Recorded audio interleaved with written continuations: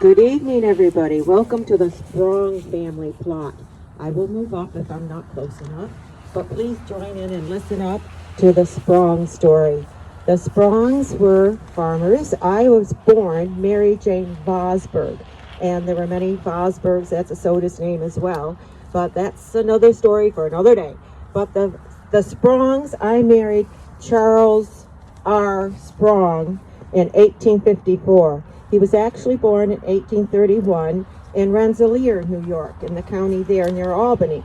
So they moved here when he was just a lad of like 8 years old, coming to Sodus in 1839, and they lived around the area, and actually they had 4 children, and Mary Jane and Charles had 2, unfortunately, that died very young. Sadly, their little boy Willie died at age 8, and Lula died when she was 29 and single. So their stones are right there. Then they had 2 sons. They had Clifford. Clifford here was married to Allie, and their son Frank, who wasn't here in this cemetery. But this is the story about the Sprongs and the farm. And they, Charles and Mary Jane bought the farm in 1869. This is the Sprong farm that's on Lake Road. And some of you know Sprongs Bluff there. It's about 3 miles due north of here. So the Sprong farm, they bought the white house that's back a bit from the road. Actually, they bought it from Dr. William Cook, who supposedly was part of the Underground Railroad way back. And they have that documented actually. But they bought the farm, the white house there in 1869. They did a farm there, and originally it was grains and potatoes and things, but then they got into the fruit farming. So when Clifford came along and took over the farm, when he got to be too old to continue the farming, and Clifford actually and Alice, his wife Allie, lived in Rochester. They took the train back and forth to visit, but then they took over the farm. And they continued the farming. And of course, let me tell you a little bit more though, when Charles R. was the farmer, and it was I got my notes here, 1914, in his diary, Charles wrote on February 13th, 1914, 17 degrees below zero. Can you imagine? We're a little chilly tonight, but 17 degrees below zero. He said, coldest I've ever seen. We will get all the winter we want. And then 3 days later, the men work at trimming the trees in the orchard when it was 7 degrees below zero. So these men, these farmers, had to trim those apple trees in February, freezing cold weather, but they got the work done. So of course these farmers were hardworking people. And Charles was, they were civic-minded people, families. He was involved with the Masons, and let's see what else, the Masons and the Grange. He was a member of the Grange, and he was actually a trustee for this cemetery right here. And so hardworking, good people. Clifford took over the farm as the father got older. Clifford and Allie had 2 boys, their sons, and her maiden name was Wyland, so they named their son Wyland. So here's Wyland over here with Florence, and he, I believe, lived in the village. But their other son, C. Irving Sprong, was the son that took over the farm next. And he was Charles, the family name, Charles, right? So he went by C. Irving, is how he signed the papers and things, but they called him Irving. So Irving and Esther took over the farm next, so there's 3 generations of Sprongs.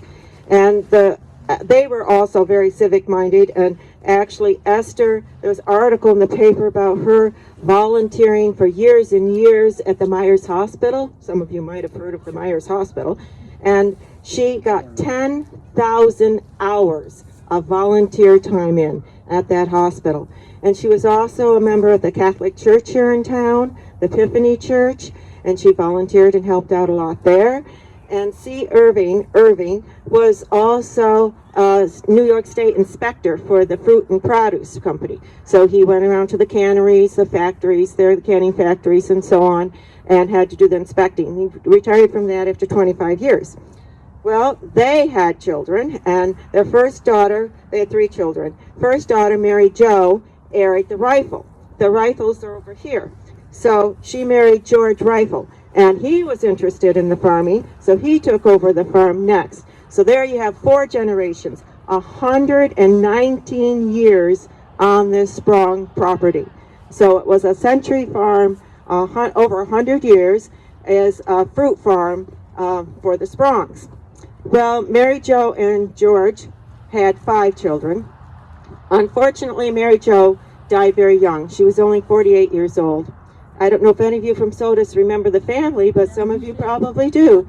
Yeah, unfortunately, she died young. They had 5 children. The names are there at the bottom: Penny, Susan, and let's see, Anne-Marie, Christopher, and Mary Beth. And they were still pretty young when, unfortunately, their mom passed away. But he continued the farm for many years. They had a little fruit stand out front, I understand.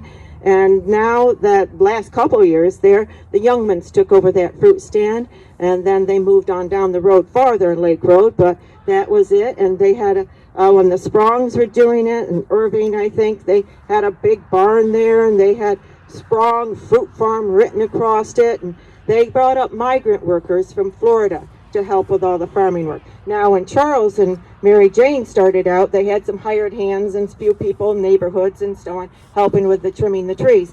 But later it got to be so much more. They had apples, peaches, plums, sweet and sour cherries, you know. So they had such a large farm. The migrant workers came up, and they had housing for them behind their White House there. They built a ranch house next door for Mary Jo and her family, and just kept expanding and expanding. But I understand that they were all friends. The migrant workers and the family of Sprongs became friends for years and years. And the kids all played together and all got along, had good memories, kept in touch for all those years. Well, also, you might know about Sprong's Bluff. Well, let me tell you a little bit about that. So now you know about the farm. But down the road, right between the White House and where the little fruit stand is, there's a little road, and they call that Sprong's Bluff. The road goes down to the lake. Their property borders on the lakefront. So they built lake houses and cottages, and at first the Sprongs, way back the late 1800s, early 1900s, had cottages that they rented. And there were several Sodus families, the Grangers, the Gaylords, the Hewlett family, the Fish family. Some of those early Sodus people would have cottages there. In 1901, there were 5 cottages down at the lakefront that were being rented out. But later, some of them, they got sold. And when Charles passed away in 1915, and that's about when started to sell the cottages and the lakefront properties there. In 1915, there's a story about the, let's see, what was their name? The Watson family. The Watson family in Rochester read the newspaper and found out there was a cottage for sale for $200. 1915, $200. They thought, well, this is a pretty good deal. We'd kind of like to have some lakefront cottage, you know, be kind of fun. So they sent their money in and proceeded to buy, sight unseen, this cottage out here at Lake Bluff. And when they came out by trolley from Rochester to Sodus, walked their 3 miles out to see their cottage for the first time, they found out it was half hanging over the bluff. Erosion. They didn't even think about it. The front porch part was all hanging over the bluff. So that was a bit of a shock for them, I'm sure. But the Hewlett family, Mr. Hewlett, they ran the basket company here in town, had some old rollers. And he knew this situation, so they cleared some trees. Mr. Hewlett helped.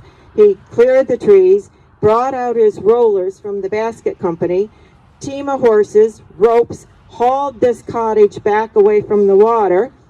They used it for many years after that. So it all worked out fine. There were 3 sons in this Watson family and a daughter. And Fred, the youngest son, writes about this in the